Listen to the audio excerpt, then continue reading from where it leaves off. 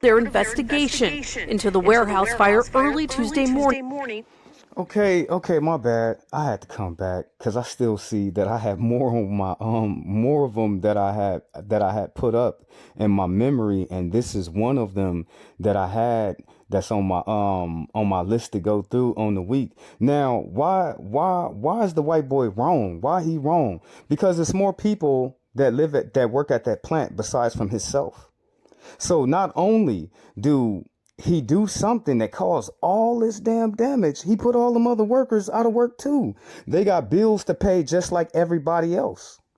It's a lot of different people he affected when he set all that damn stuff on fire like that. And the saddest thing to say about it, they'll just give him a slap on the wrist.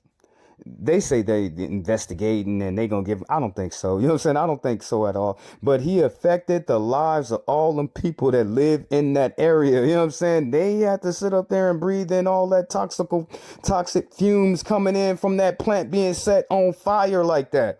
Let's go back into it. In Ontario, it appears to show cases of toilet paper being set on fire while a person repeatedly claims he isn't paid enough to live on. 29-year-old Shamil Abdul Karim has been arrested for felony arson.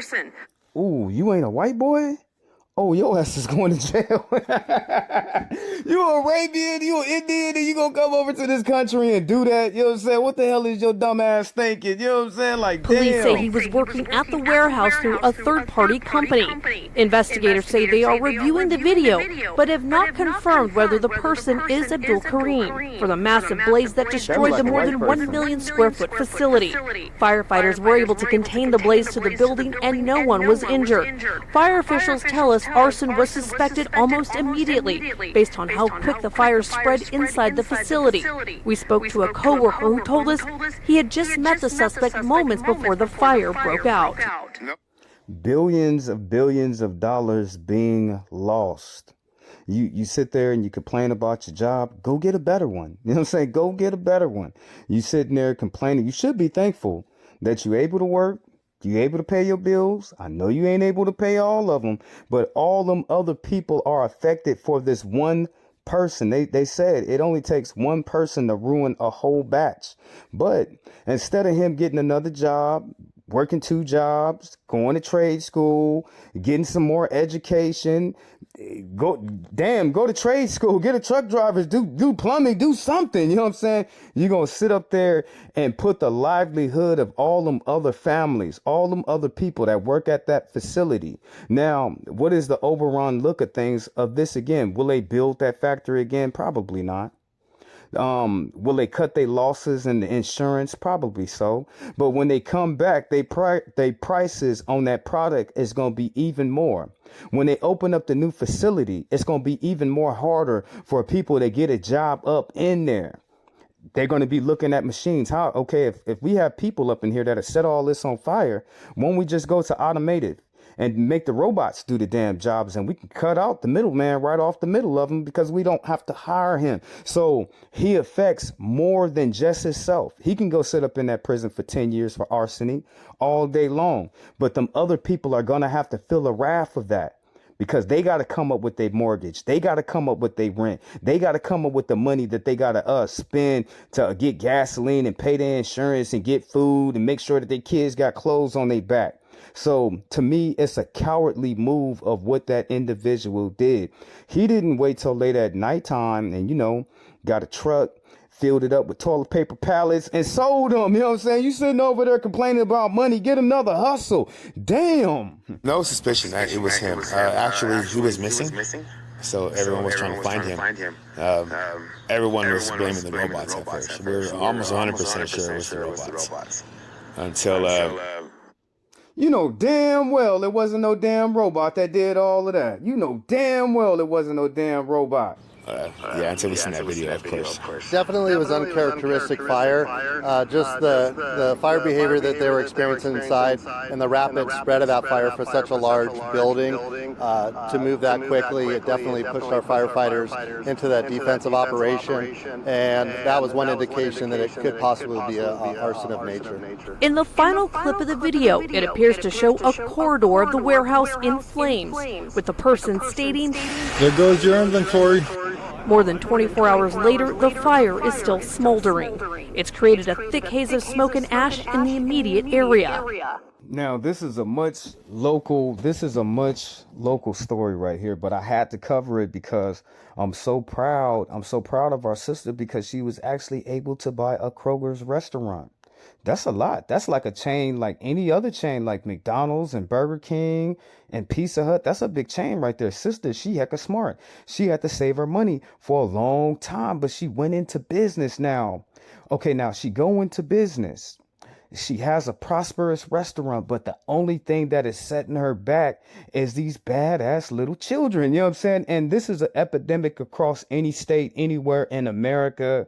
It's out of hand when it comes to these kids, because kids nowadays don't fear authority.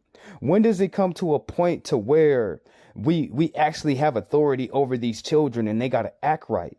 They got to be respectful. They got to be respectful in their environments. They run wild like animals. You know what I'm saying? That's how our young kids be acting. And you be like, oh, Jehoshaphat, this don't fall on the just black people. This fall on every people. You know what I'm saying? This fall on all the Mexicans. This falls on all the Asian people. This falls on all of the white people, children in general. It falls on the youth. It's not a race problem. This is a badass kids problem. So the only thing I think that this sister can do to save her restaurant is the only way that she allows. And it's a damn shame when you got to have security right at the door. These little kids should have some morals and principles to go in these places and sit their ass down, order their food, eat their food. But not all children are like them either. You know what I'm saying? Not all kids are like that, but it's a large percent of them that have no restrictions. They have none. So they terrorize the communities that we live in, all of us across the board. Doesn't matter what color you are. So the only thing that I can see for Sister Girl to actually do in this situation is to only let teenagers in when they are accompanied with an adult. That's what the whole world is going to shift over to with these kids. Running up in these stores, looting, robbing, terrorizing the neighborhood, tearing up people's cars, breaking into stuff. You know what I'm saying? They get in the packs. When you get 50 people together with their mind on one thing, it's kind of hard to stop them.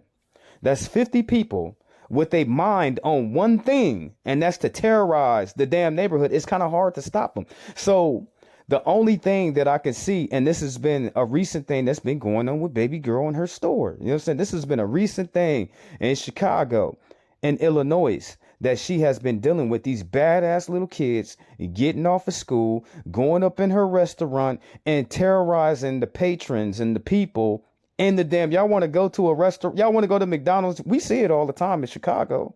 You know what I'm saying? We see them at the McDonald's, at the Burger King, fighting up in it, fighting in the street, walking down the neighborhood, tearing stuff. We see this. This is and then the bad thing about it is you can't really blame the parents. And you be like, no, Jehoshaphat, those are some badass kids. Do you know, Jehoshaphat, the parents should be held accountable for the actions of the kids. No, they shouldn't. You know what I'm saying? You should lock them little badass kids up and teach them a damn lesson. If they had me up over there trying to give me 300 hours to shovel up horse shit and the damn manures, they can put some programs on these children that'll make them act differently. They can, you know what I'm saying? Put their ass, oh, you want to cut up in the street? Oh, I'm just going to give your ass 500 hours community service. When the summertime come, those 90 days, you'll be doing your whole damn community service. That'll make them act. That made me think. It really did as a young person. I'm like, okay, they can't really lock me up for that much time. But then at the same time, when I get out, they're going to give me all this time of community service and fines that I got to pay. So they got to do something like that to these kids to make them act right. But on the flip side, the small business owners, the big business owners, the only way you'll be able to let your kid go into a store in the future is for you to accompany them. They won't be able just to walk up into Walmart, walk up into Target, walk up into any store by themselves like that. They have to have an adult with them. And then if it's too many, when they finally do hit 18, and they want to hang around each other like that, you can't, y'all just can't come in here at one time like that. They gonna have to show ID. They the reasons why the laws is going to be what it is in the future for us. So let's look into this last story for today. Of teens coming in to cause chaos inside of a restaurant. Yeah, she says they've had food fights, they have walked on tables, they have vandalized the store.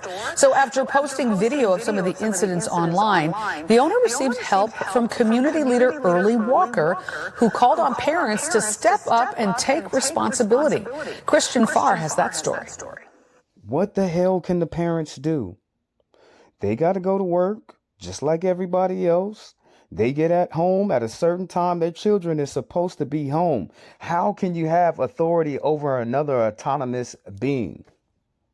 How can you? It doesn't matter that it's your children. They still have their own life to live.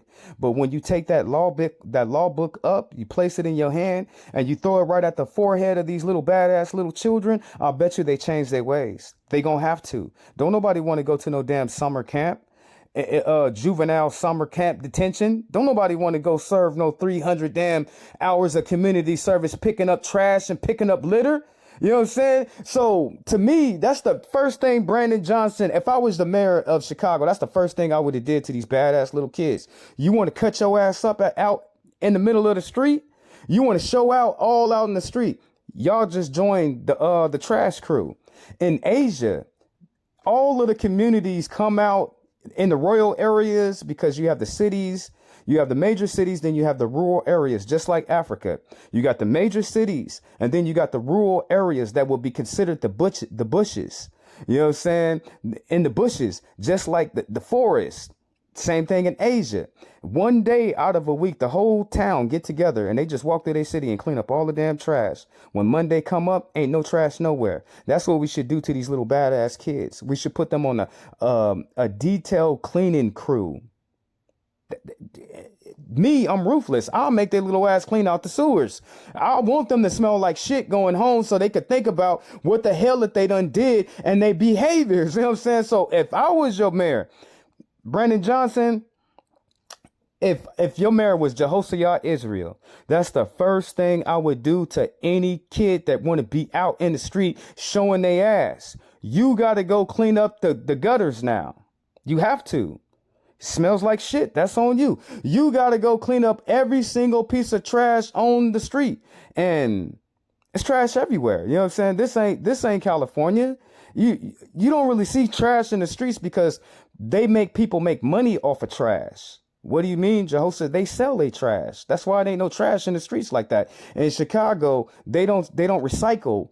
They recycle. They just don't pay the people money for it. So it's more trash and more litter that's in the streets. Make these little badass kids, instead of before they thinking about getting up early in the morning time and terrorizing and tearing up the community, make they young adults. They know how to speak. They're not stupid. They're not slow. Make they ass clean up all this trash and all these damn gutters and pick up all the trash. It's so much. You know what I'm saying? It's so much. You know what I'm saying? Make them clean up all of Chicago. I bet you. Give them 2 years doing that. I bet you they know how to act right. I love my job. I put a lot of sweat and tears. Owner Dondria Murray worked hard to become the first black woman. Sister, we so proud of you. I really am. I can say that. That's one thing about Chicago. Black folk in Chicago, they get it from the mud. They do. They get it out the mud. The women out here, the men out here, they're real hard workers.